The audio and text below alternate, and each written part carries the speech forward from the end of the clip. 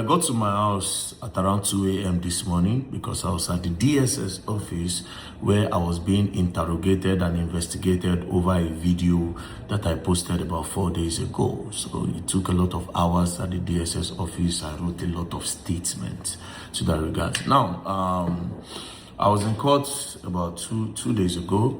I went to court because of these people that were arrested for trafficking that baby that I rescued. So I went to court for that reason. So while we were in court, the case was stood down by the judge because the prosecutor was not in court. So as I was seated, I was bored. I went outside and I saw a lot of camera, paparazzi, and I asked them, who they caught? They said, Malam Nasir verify his case is ongoing. So I asked if I could observe the case. They said, why not? So I went into the courtroom to observe the case, and the judge that was presiding over the matter was Honorable Justice Joyce Abdulmalik. So I sat down there, I observed the whole thing, and after the case, I heard that the next case coming up was the case between the federal government and the alleged coup plotters. Then I said, this is not the case when I posted about 4 days ago. Let me just sit down and observe the whole thing. So I sat down in court while the case was going on. They brought in the witness. The defense counsel was was cross-examining the witness. Then the DPP that was representing the federal government then stood up, and then he said one of the videos that was tendered in court found its way to social media, and it was posted by a popular citizen known as Varydarkblackman. That's why everybody looked at me, and I'm like, what's going on here? Because I was surprised. And the next thing he said, he heard that the person is even in court, and then, of course, then the judge now said, okay, how did the thing find its way to social media? So they started asking the defense counsel, and all of them said they didn't send it to me. You understand? Obviously, they didn't send it to me, right? So immediately the judge said I should be probed and I should be investigated. So that was why I went to the DSS. Now, when I got to the DSS, I told them the whole truth, Me, as Varydarkman, I am a public person. My number is on social media. A lot of people send me different things that is happening in different communities as to regards to injustice, insecurity, and whatnot. They send me these videos almost every day, and every day at night I go through my phone because it automatically saves. I use an Android phone, a Samsung Flip, so it automatically saves and I go through. So I came across that video, I watched it. When I watched it, I was like, wait, is this an interrogation or a joke? Do you understand? I watched it, I said, wait, if these people you are alleging them for coup plotting. When I was watching the interrogation video, I was expecting that the DIA was going to show them some sort of evidence that is very, very strong. But with the way they were interrogating the man, it was looking as if they wanted to just find something to nail him on. You understand? And in the interrogation video, the man clearly, Major General Ibrahim Ghana, retired, clearly told them that I have no hand in all of this, and from what I saw, I believe him. Now, I explained to them and I also told them the truth, that I did not know that video was being used in court. Do you understand? I did not know, because it's not even me that recorded the video. In that particular video, now DIA recorded. Whoever sent it is from the DIA. Whoever sent that video is probably from the DIA. I know they there. I was not in court when they even played. I even heard Lance that they played it in court. I was not there. Now, besides, I see video and I looked at it, and as somebody that speaks against injustice, I clearly spoke against that. I have no intention of interfering with court proceedings or interfering with ongoing investigation. So if that is the wahala, I told them I sincerely apologize. I had I was not trying to interfere with anything. That's number one. Now, number two. Thank God I was even in court. You understand? Thank God I was in court. When I was observing that thing, I was just shaking my head. You know why? First of all, the witness of the case, he wear face masks, full face masks, like bandit face masks. Who is that? Hold on. He wear face masks, like bandit face masks. He cover face. He wear eyeglass. Not just that, they say that one is legal. The court will allow it for his own protection. But the place where shocked me, the witness, they can't carry that thing whether they take cover people for hospital. You know, say hospital na big room, then they'll go use one thing, cover them to put bed. They can't still cover that thing. First of all, you cover face, you wear a glass, they can't still cover that thing. Now, if they cross-examine the witness go they answer. Nobody they say I tell the answer. What if the witness was reading from a book to answer? What if the witness was reading from a phone? Or what if the witness was wearing wire? And maybe another person was listening from the other end. And as the defense counsel was cross-examining, another person will quickly hear and quickly tell him what to answer. What if? You understand? That was what I was observing. I was like, now like this, I said, for me, it's still not even they transparent. This is what I even observe.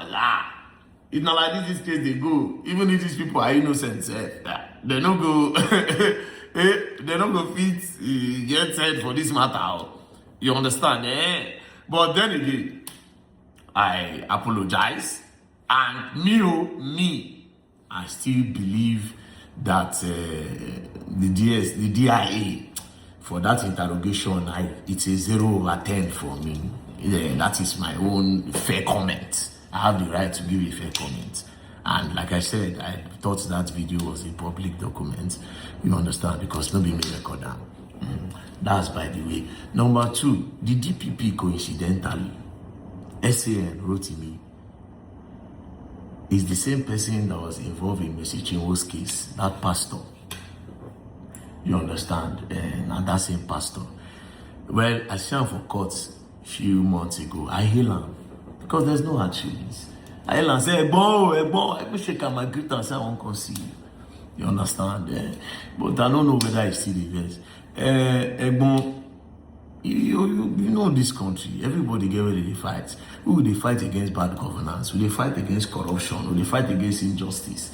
And maybe you are not corrupt, but if you are in the office where corruption is there and your name appears, you know we have to call you out because we want a better Nigeria, not because we have interest in calling your name. You understand? Your name is a beautiful name and it's very sweet to call a name out. However, it has nothing to do with personal interest for me. It's just saying these people, this one corruption, for Nigeria to grow, you have to stop. That was why I called your name in the Mercy Chinwo case, because your name appeared. You understand? But then again, in this case, you asked that I should be investigated, and the judge said, give the DSS the order, and I'm being investigated. But I would like to say, and say it 100%, I didn't record that video. Somebody probably sent it to my phone. It's even possible that it is the DIA that sent it to my phone. It's possible that it's even the DPP that sent it to my phone. That's just the truth. Because I know these people know that Varydarkman will not see something like that and keep quiet. Maybe that's why they sent it. Because that day they wanted to even use that one to stop the judge from granting those people bail. So it's possible that anybody sent it to me. But I will go through my phone. I promise the DSS that I will go through my phone and look for that number that probably sent it to me. And I don't know if the person is smart enough to delete, but whoever sent that video to me, I'll tell you, I will find you and I'll take your number to DSS so that they will investigate you. But above all, please, I would like to urge the court.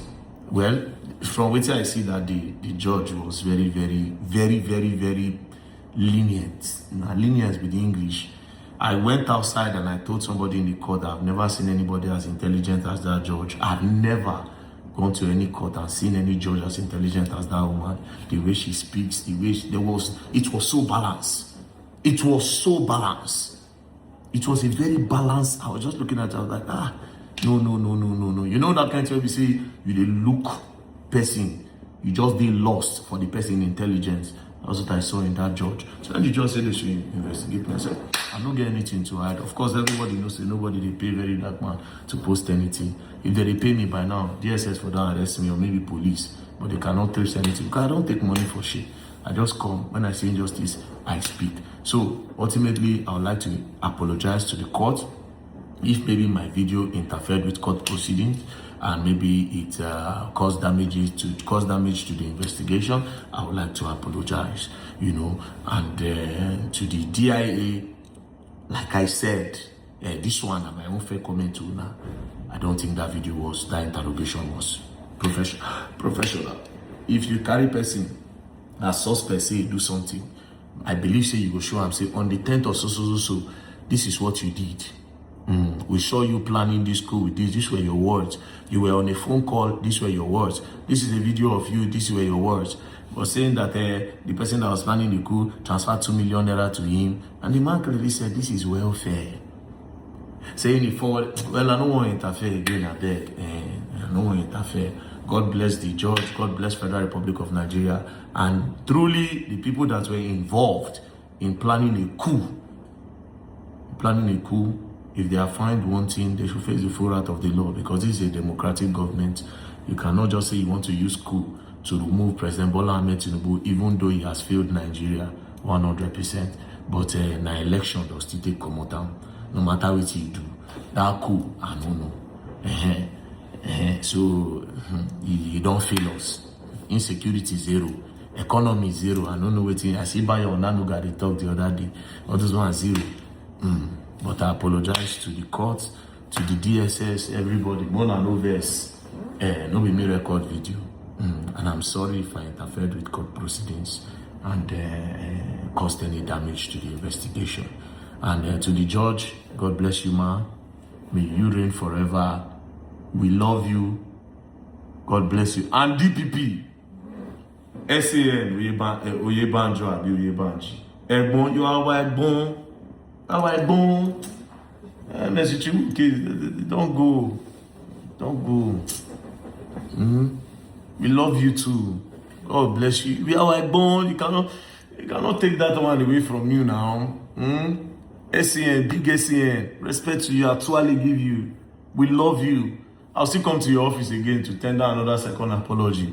And this time you are a pastor. I would have brought wine for you. As a pastor, I know you might not be taking wine, but God will bless you.